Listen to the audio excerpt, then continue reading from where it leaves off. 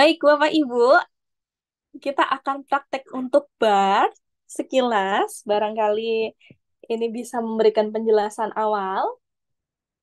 Untuk mengakses Google Bard, Bapak Ibu, silahkan Bapak Ibu bisa mengetikkan saja di Google, yaitu Bard, B-A-R-D. Untuk rekomendasi browsernya, saya rekomendasikan Bapak Ibu menggunakan Google Chrome ya. Karena jika menggunakan Google Chrome, nanti akan bisa lebih mudah untuk penggunaannya, karena memang sama-sama dari Google. Jadi satu ekosistem. Nah, Google Bard tuh yang ini ya Bapak Ibu. Kita klik untuk Google Bard-nya. Nanti untuk Google Bard ini, Bapak Ibu tidak perlu membuat akun baru. Barangkali Bapak Ibu sudah pernah menggunakan ChatGPT, biasanya harus membuat akun baru, memasukkan nomor handphone. Tetapi untuk Google Bard ini tidak perlu Bapak Ibu. Jadi nanti Bapak Ibu akan menemukan untuk login, tulisan login ini nanti bisa diklik Bapak Ibu. Untuk bergabung di Google Bard, Bapak Ibu cukup menggunakan email saja. Tetapi karena Google Bard ini masih eksperimen, biasanya Google Bard ini belum bisa diakses menggunakan Belajar ID Bapak Ibu. Barangkali sekarang sudah bisa, tetapi saya akan mencobanya dengan akun Gmail pribadi saya. Karena ini yang pasti bisa. Jadi biasanya Bapak Ibu di laptop sudah login akun Google ya.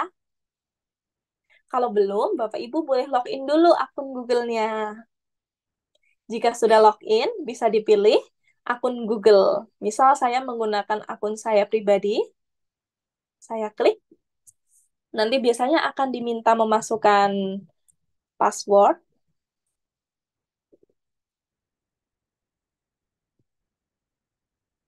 Dan jika nanti sudah berhasil login, maka akan langsung masuk ke halaman Google Bard-nya, Bapak Ibu.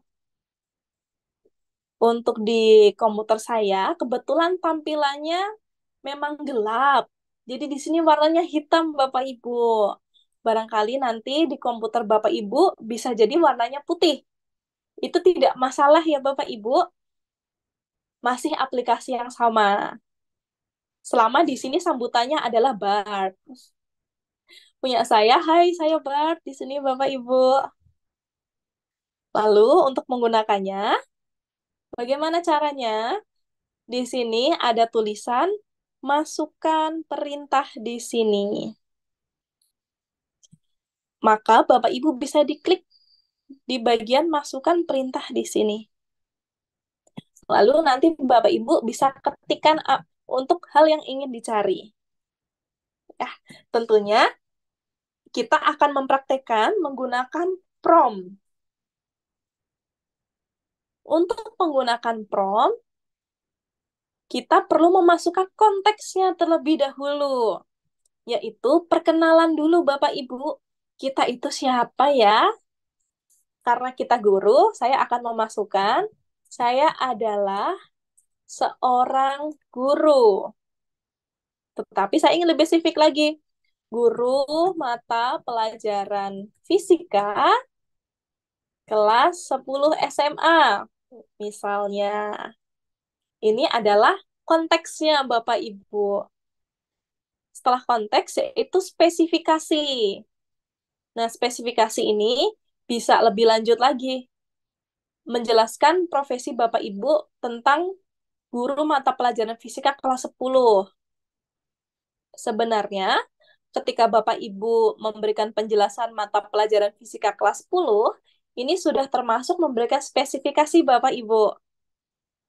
Tetapi biasanya saya menambahkan lagi keterangan bahwa saya mengajar siswa sebanyak 30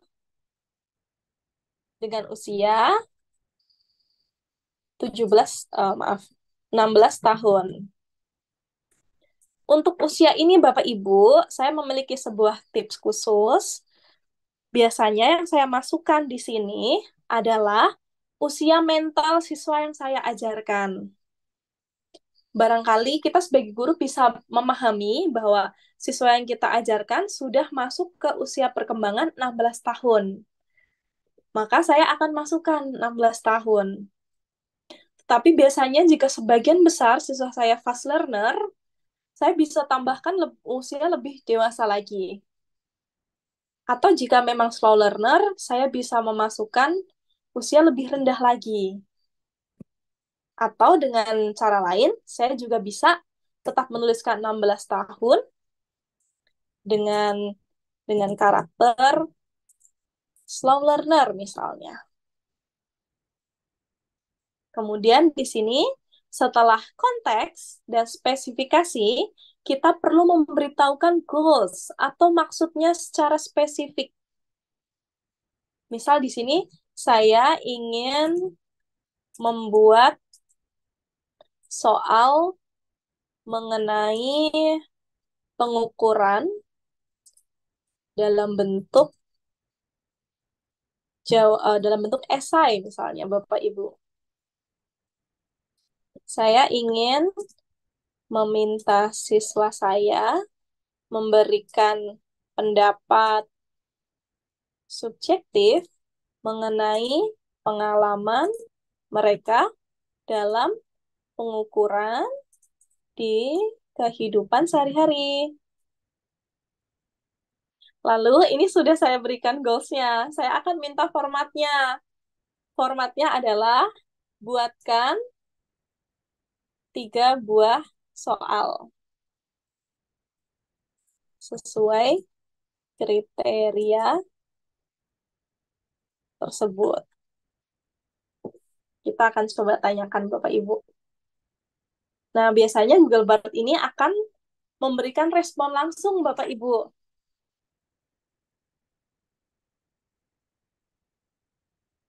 Misalnya di sini, Google Bard memberikan soal yang pertama, pengalaman pengukuran dalam memasak. Setiap hari kamu membantu ibu memasak di dapur. Ceritakan pengalamanmu dalam melakukan pengukuran saat memasak. Ini ada 5 soal atau 5 pertanyaan. Nah, tentunya jawabannya pasti akan personal, Bapak Ibu, ya. Sebagai pemantik awal, memperkenalkan materi pengukuran, misalnya. Misal saya suka dengan soal 1, saya harus memberikan feedback di sini. Saya akan mengambil soal 1. Nah, misal soal 2 ini saya tidak suka. Pengalaman dalam pengukuran berpakaian. Saya, saya akan bilang juga, saya tidak suka dengan soal 2 dan 3. Untuk soal 1, eh, bagaimana jika, jadi kita spesifikkan lagi Bapak Ibu. Misalnya di sini adalah kegiatannya memasak. Bagaimana jika kegiatan memasak diganti berkebun? Karena barangkali siswa saya atau sekolah saya ada di tengah-tengah perkebunan. Saya coba akan tanyakan, apa ide dari Google Bard ini? Kita tunggu sejenak untuk Google Bard-nya memberikan jawaban bagi kita. Nah, ini Bapak Ibu diganti. Pengalaman pengukuran dalam berkebun. Tentunya di sini sebutkan 3 jenis tanaman yang sering kamu tanam dan bagaimana kamu mengukur kebutuhan pupuk, air, sinar. Jelaskan alat ukurnya. Pernahkah mengalami kesulitan dan bagaimana mengatasinya? Nah, di sini sosial emosionalnya masuk, Bapak Ibu. Menurutmu apa pentingnya? Nah, lalu barangkali Bapak Ibu bingung, waduh, saya menilainya gimana ya? Nah, kita bisa nanti tanyakan rubrik penilaiannya. Untuk rubrik penilaiannya, tentunya barangkali kita belum punya ide, kita bisa tanyakan kepada Google Bard. Sebelumnya kita berikan feedback dulu. Saya setuju dengan pendapat tersebut.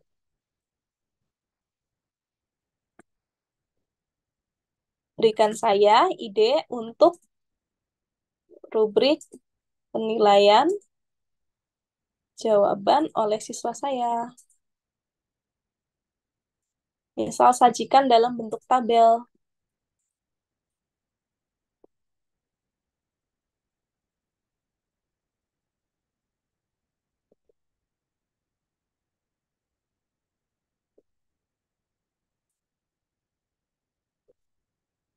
Kita tunggu Bapak Ibu. Wah, langsung langsung diberikan jawaban Bapak Ibu. Yang kita nilai bisa tentang isi jawaban. Kriterianya sudah ada, skornya ada. Terus kemudian tentang organisasi dan kejelasan. Jadi sekalipun jawabannya subjektif, yang kita nilai bukan subjektivitasannya, tapi tentang isinya, keakuratannya, relevansinya, yang dimana siswa bisa mengeksplorasi hal-hal lokalitas yang ada di sekelilingnya. Nah, ini Bapak Ibu tips menggunakan Google Bard dengan spesifik jika kita memberikan konteks, spesifikasi, goals, dan format. Nah, selain itu, mari kita coba bagaimana jika kita tidak memberikan konteks apa yang terjadi. Di sini saya akan membuat percakapan baru ya, Bapak Ibu. Ini di sini ada tombol untuk percakapan baru. Saya klik, saya coba masukkan perintah yang sejenis, yaitu untuk buatkan soal latihan pengukuran kelas 10.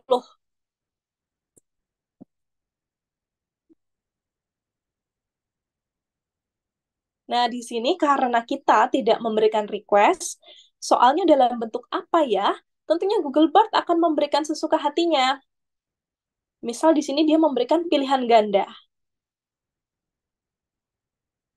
Kemudian tiba-tiba di sini ada isian singkat dan ada esai. Tetapi barangkali ini tidak relevan dengan materi yang kita berikan. Tentu tidak salah juga Google Bard karena kita memberikan petunjuknya umum Bapak Ibu. Tidak ada konteks, tidak ada spesifikasi, tidak ada goals, tidak ada format. Jika kita ingin mengeditnya, kita bisa edit di sini Bapak Ibu. Edit text. Kita klik, kita bisa buat untuk menambahkan konteksnya apa, kemudian spesifikasinya apa, ditambah mau goals-nya apa, dan formatnya apa. Jadi tipsnya adalah jika Bapak Ibu menggunakan artificial intelligence, gunakan sespesifik mungkin, sejelas mungkin, sehingga kita bisa mendapatkan informasi yang benar-benar kita butuhkan. Google Bard ini sederhana Bapak Ibu karena terhubung dengan aplikasi Google lainnya, dengan YouTube, Google itu sendiri, Google Map, Google Flight, dan lain sebagainya. Tentunya ini sangat membantu kita untuk membuat administrasi. Karena inilah kelebihan dari Google Bard Bapak Ibu untuk membantu menyelesaikan administrasi, di mana kita juga bisa menambahkan untuk referensi terpercaya yang ada di Google dan bisa kita gunakan sebagai bahan di modul ajar kita. Nah, ini Bapak Ibu untuk pengantar materi mengenai Google Bard. Semoga memberikan gambaran awal